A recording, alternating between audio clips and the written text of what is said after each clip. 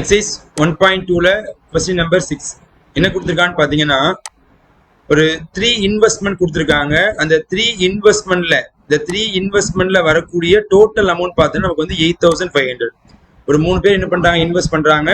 அதுல வந்து மொத்தமா அந்த இன்வெஸ்ட்மெண்ட் அமௌண்ட் பார்த்தீங்கன்னா 8,500 இருக்குது. அதுல நமக்கு என்ன இருக்குன்னா ஏர்னிங் இன்ட்ரெஸ்ட், நமக்கு என்ன பண்ண இன்ட்ரெஸ்ட் வந்து ஏர்ன் பண்ணி கொடுக்குது.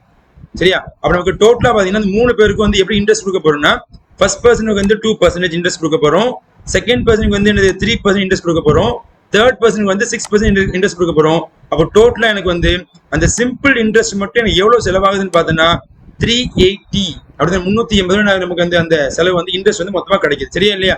இதுல கடைசி என்ன பண்ண ஒரு ஸ்டேட்மெண்ட் கொடுத்திருக்காங்க. Amount invested at 6% was, நல்ல வார்த்தை கவனிக்கணும், amount invested at 6% was equal to the sum of the amount in the first sum of the amount in the other two accounts கொடுத்திருக்காங்க. சரியா? அப்படின்னா how much was invested in each amount. அப்போ ஒவ்வொரு ஆள் வந்து எவ்வளவு இன்வெஸ்ட் பண்ணிருப்பாங்க கேட்டிருக்காங்க. சரியா? எவ்வளவு என்ன பண்ணிருக்காங்க, நமக்கு வந்து அந்த இன்வெஸ்ட்மெண்ட் பண்ணிருப்பாங்க. அப்ப இங்க டோட்டலா வந்து 3% பத்தி பேச போறோம். அப்ப இங்க வந்து இது ஃபர்ஸ்ட் பர்சன், இது நமக்கு செகண்ட் பர்சன் வச்சுக்கலாம், இது நமக்கு தேர்ட் பர்சன். சரியா இல்லையா? இவங்க எவ்வளவு அமௌண்ட் இன்வெஸ்ட் பண்றாங்க அப்படின்னு பார்த்தா நமக்கு பெர்ஃபெக்ட் ஃபர்ஸ்டே தெரியாது அப்படின்னு. அப்ப இந்த இன்வெஸ்ட்மெண்ட் பாத்தீங்கன்னா ஃபர்ஸ்ட் பர்சன் வந்து நான் எக்ஸ் அமௌண்ட் இன்வெஸ்ட் பண்ணா வச்சுக்கிறேன், செகண்ட் பர்சன் வந்து ஒய் அமௌண்ட் என்ன பண்றாங்க, இன்வெஸ்ட் பண்றாங்க, தேர்ட் பர்சன் வந்து இசட் அமௌண்ட் இன்வெஸ்ட் பண்றாங்க. இந்த மொத்தமா வந்து எல்லா அமௌண்ட்டையும் கூட்டுனா வரக்கூடிய ஆன்சர் தான் நமக்கு 8,500 பண்ணிருக்காங்க. அந்த ஸ்டம்ல வந்து ஃபர்ஸ்ட் கொடுத்திருக்காங்க. ஃபர்ஸ்ட் ஈக்குவேஷன் நீங்க பாத்தீங்கன்னா எப்படி எழுத போறோம் அப்படின்னா x plus y plus z is equal to ₹8,500. இது ஈக்குவேஷன் 1 ரெடி ஆயிடுச்சு. இப்ப அடுத்து என்ன பண்றோம், இந்த அமௌண்ட் என்ன பண்றோம், ஏதோ இன்வெஸ்ட் பண்றோம், நமக்கு என்ன பண்றது, இன்ட்ரெஸ்ட் வருது. அப்போ ஒவ்வொரு இன்ட்ரெஸ்ட் பாத்தீங்கன்னா ஃபர்ஸ்ட் பர்சன் வந்து 2% இன்ட்ரெஸ்ட், அப்படிதானே? செகண்ட் பர்சன் வந்து 3% இன்ட்ரெஸ்ட், சோ தேர்ட் பர்சன் வந்து 6% இன்ட்ரெஸ்ட். அப்ப இந்த டோட்டலா வந்து இந்த இன்ட்ரெஸ்ட் ஃபுல்லா நம்ம டிஸ்ட்ரிபியூட் பண்ணா எனக்கு டோட்டலா வந்து ₹380 என்ன இது காலி ஆயிருது. அப்ப இதை நம்ம ஈக்குவேஷனா உருவாக்குனா எப்படி உருவாக்குங்க, 2% ஆஃப் எக்ஸ், நம்ம எக்ஸ் அமௌண்ட் என்ன பண்ணி இன்வெஸ்ட் பண்ணிருக்காரு, அதை 2% பண்ண கொடுக்குறோம், பிளஸ் அடுத்து ஒய் அப்படிங்கிற அமௌண்ட்க்கு ஏத்த மாதிரி பண்றோம், இன்வெஸ்ட்மெண்ட் கொடுக்குறோம் செகண்ட் பர்சனுக்கு. அப்போ 3% ஆஃப் ஒய்ன்னு கொடுக்குறோம், பிளஸ் மூணாவது பர்சனுக்கு வந்து இசட் அமௌண்ட் இன்வெஸ்ட் பண்ணிருக்காங்க 6%. அப்போ 6% of z is equal to டோட்டலா எவ்வளவு அமௌண்ட்னா 380 ஆகுது.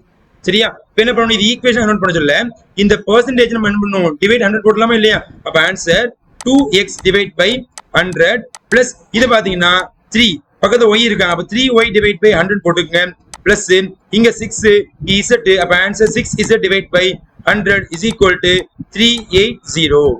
இப்போ எனக்கு இந்த 100 ரிமூவ் பண்ணதுக்கு எல்லாத்தையும் 100 மல்டிப்ளை பண்ணுவோமா, மல்டிப்ளை பை 100, மல்டிப்ளை பை 100. அப்ப எல்லா இதையும் நீங்க 100 மல்டிப்ளை பண்ணா first answer 2x, second answer நமக்கு 3y, சோ மூணாவது answer 6z is equal to இது 100 மல்டிப்ளை பண்ணா 38, நமக்கு 000 வந்துரும். இதுதான் நமக்கு தேவையான ஈக்குவேஷன் நம்பர் 2. சரியாப்பா? அப்ப ஈக்குவேஷன் நம்பர் 2 ரெடி ஆயிடுச்சு. ஈக்குவேஷன் நம்பர் 3 நீங்க பாத்தீங்கன்னா என்ன பண்ண, இங்க ஃப்ரேம் பண்ணிக்கிறேன்.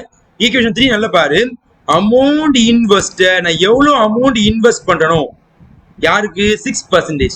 அப்ப 6% எவ்வளவு அமௌண்ட் இன்வெஸ்ட் பண்றேன், இசட் அமௌண்ட் இன்வெஸ்ட் பண்றேன் அப்படின்னு. அப்ப இந்த இடத்துல z இஸ் ஈக்குவல் டு எதுக்கு ஈக்குவல் ஆகுனா, ஈக்குவல் டு சம் கூட்டுங்க. எதை கூட்டுங்க, அமௌண்ட் இந்த அதர் டூ. அப்ப நமக்கு இந்த இடத்துல z நம்ம என்ன பண்ணியாச்சு, வந்தாச்சு. மீதி 2 பேர் யாருன்னா x-ஐயும் y அமௌண்ட் கூட்டணுமா, அப்ப ஆன்சர் x பிளஸ் y அர்த்தம். மூணாவது ஈக்குவேஷன் பாத்தீங்கன்னா z is equal to x plus y வரும். இந்த z லைட்ல போச்சுன்னா அப்ப x plus y minus z equal 0. அப்போ இந்த இடத்துல டோட்டலா 3 ஈக்குவேஷன் ரெடி ஆயிட்டு, இது நமக்கு ஈக்குவேஷன் நம்பர் 1, இது நமக்கு ஈக்குவேஷன் நம்பர் 2, இது நமக்கு ஈக்குவேஷன் நம்பர் 3. அப்ப இந்த 3 ஈக்குவேஷன் பண்ண போறோம், ஃபர்ஸ்ட் மேட்ரிக்ஸா மாத்த போறோம். மாத்திடுவோம் மேட்ரிக்ஸா பாரு. First A matrix. So A matrix அப்படிங்கறது பார்த்தோம்னா இந்த வேரியபிளோட கோஎஃபிஷியன்ட் x-க்கு முன்னால 1, y-க்கு முன்னால 1, z-க்கு முன்னால 1னால சோ 1 1 1, இது ரோ 1. அடுத்து செகண்ட் ஈக்குவேஷன்ல கோஎஃபிஷியன்ட் பாத்தீங்கன்னா 2 3 6, கடைசி மூணாவது ஈக்குவேஷன் கோஎஃபிஷியன்ட் பாத்தீங்கன்னா 1 1, z மைனஸ் இருக்கனால -1. அப்ப நம்ம A மேட்ரிக்ஸ் ரெடி பண்ணியாச்சு. அடுத்து வேரியபிள் பாத்தீங்கன்னா நமக்கு 3 வேரியபிள் இருக்கு, x y z இருக்குது. அப்ப x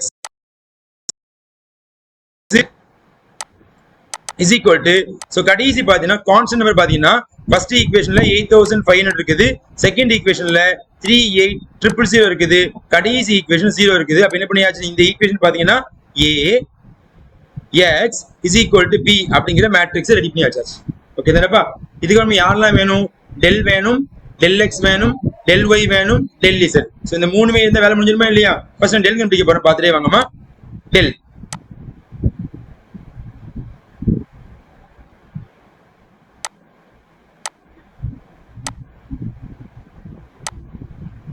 டெல் அப்படின்னா இங்க என்ன பண்ண போறோம், இந்த A அப்படிங்கிற இந்த மேட்ரிக்ஸ் என்ன பண்ண போறோம், டிட்டர்மினன்ட் போட போறோம். ஓகே தானேப்பா? டிட்டர்மினன்ட் போடுறோமா? பாருங்க, இந்த இடத்துல பண்ண இந்த மேட்ரிக்ஸ் பிராக்கெட் ரிமூவ் பண்ணிக்கிறேன். இதுக்குள்ள யார் வர போறாங்க, டிட்டர்மினன்ட் சிம்பிள் பண்ணும். ஓகே, டிட்டர்மினன்ட் சிம்பிள், டிட்டர்மினன்ட் போடாச்சு. ஓகேவா? இப்போ சைன் போட்டுக்கோங்கம்மா. Plus minus plus. ஸோ இதோட எக்ஸ்பான்ஷன் 1 இன்ட்டு -3 -6. அடுத்து -1 இன்ட்டு -2 -6. அடுத்து பிளஸ் 1 இன்ட்டு 2 -3. ஸோ இதை நீ வந்து சப்ராக்ட் பண்ணி ஆட் பண்ணி மல்டிப்ளை பண்ணி சிம்பிளை பண்ணீங்கன்னா உனக்கு வரக்கூடிய ஆன்சர் -2. கரெக்ட் தானேப்பா? நாட் ஈக்குவல் டு 0ன்னு வரும். ஏன்னா 0 இல்லாம இருந்தா கிரேமர் ரூல்ஸ் அப்ளிகபிள். சரி இல்லையா? அடுத்து நம்ம என்ன பண்ண போறோம், டெல் எக்ஸ் பண்ண போறோம். So del x. So del x என்னமா அர்த்தம், இதே டிட்டர்மினன்ட் ஏல என்ன பண்ண போறோம், எக்ஸ் உடைய கோஎஃபிஷியன்ட் ரிமூவ் பண்ண போறோம். எக்ஸ் உடைய கோஎஃபிஷியன்ட் யாருமா, 1 2 1.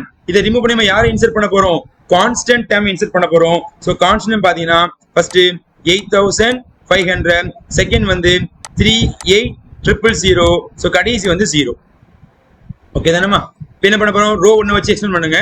ஸோ இதோட ஆன்சர் பாத்தீங்கன்னா ஃபர்ஸ்ட் ஆன்சர் 8500. ஸோ இங்க -3 இங்க -6. அடுத்து -1 இன்ட்டு இந்த ரெண்டையும் ப்ராடக்ட் பண்ணா -38000.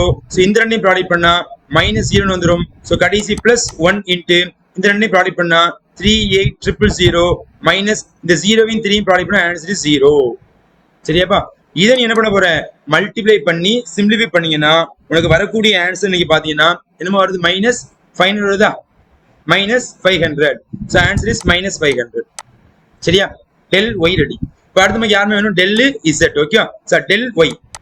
ஸோ டெல் ஒய்யோட ஆன்சர் பாத்தீங்கன்னா அதே டிட்டர்மினன்ட் ஏல யாரை ரிமூவ் பண்ண போறோம், நம்ம வந்து ஒய்யோடைய கோஎஃபிஷியன்ட் ரிமூவ் பண்ண போறோம். யாரை இன்சர்ட் பண்ண போறோம், கான்ஸ்டன்ட் டேர்ம். ஸோ கான்ஸ்டன்ட் பாத்தீங்கன்னா ஃபர்ஸ்ட் 8500, அடுத்து 38000, அடுத்து 0. ஓகே, நம்ம இப்போ என்ன பண்ண போறோம், ரோ 1 வச்சு எக்ஸ்டெண்ட் பண்ணுங்க. So 1 into first -3800, so 000 -0. அடுத்து -8500 இன்ட்டு இந்த ரெண்டையும் ப்ராடக்ட் பண்ணா -2. அடுத்து நமக்கு -6 வரும். கடைசி 1 இன்ட்டு இதோட ஆன்சர் 0 0 -38000. ஓகே தானேப்பா? இதை நீங்க மல்டிப்ளை பண்ணி சிம்பிளிஃபை பண்ணீங்கன்னா ஸோ ஆன்சர் -8000 வருதாப்பா? ஆன்சர் -8000. சரி, இது ஆல்ரெடி பண்ணிட்டேன், சரியா இல்லையா? அதனால பாத்துக்கோ. அடுத்து நம்ம டெல் இசட் கண்டுபிடிக்க போறோம். Del Z.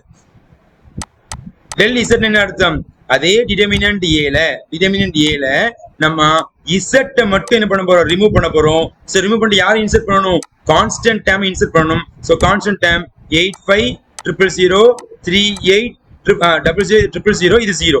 சரியாமா? சோ இதை விரிச்சு எழுதுங்க. சோ 1 இன்ட்டு சோ இந்த ரெண்டையும் ப்ராடக்ட் பண்ணா 0 -38000. சரியா?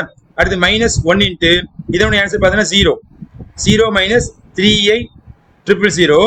அடுத்து நமக்கு பிளஸ் 8500 இன்ட்டு இங்க 2 -3 வரும். சரியாமா? சோ இதை நீங்க என்ன பண்ண போறீங்க, மல்டிப்ளை பண்ணி சிம்பிளிஃபை பண்ணீங்கன்னா ஆன்சர் -8500 வருதாப்பா? வருதா இல்லையா? நம்ம என்ன பண்ணியாச்சு, del x del y del is எல்லாம் முடிஞ்சா இல்லையா? ஃபர்ஸ்ட் நமக்கு என்ன வேணும், எக்ஸ் வேணும். அப்படிதானே? ஸோ எக்ஸ் உடைய ஃபார்முலா என்னன்னா del x by del. So del x உடைய ஆன்சர் -500. ஸோ -500 டிவைட் பை டெல் உடைய answer -2. So minus cancel, answer 2500. அடுத்து ஒய் உடைய ஃபார்முலா என்னன்னா del y by del, answer -8000 divide by -2. இதை டிவைட் பண்ண ஆன்சர் 4000. அடுத்து இசட் உடைய ஃபார்முலா என்னன்னா z is equal to formula del z by del. சரியா? Del z by del. இதை நீ வேல்யூ அப்ளை பண்ணீங்கன்னா answer -8500 divide by -2 minus cancel. What is ஆன்சர்மா, -4250. சரியா இல்லையா? அப்ப நமக்கு எவ்வளவு இன்வெஸ்ட் பண்ணிருப்பாங்கன்னு பார்த்தோம்னா ஃபர்ஸ்ட் பர்சன் வந்து 250 ரூபா தான் போட்டிருக்காரு. செகண்ட் பர்சன் வந்து 4000 rupees போட்டிருக்காரு. தேர்ட் பர்சன் வந்து 4250 அமௌண்ட் என்ன பண்ணி போட்டிருக்காரு. அப்ப இன்வெஸ்ட்மெண்ட்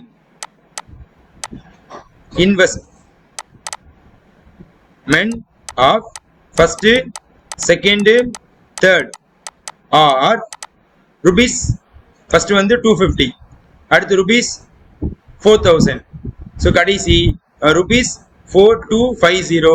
ஸோ இதான் நமக்கு தேவையான ஃபைனல் ஆன்சர்.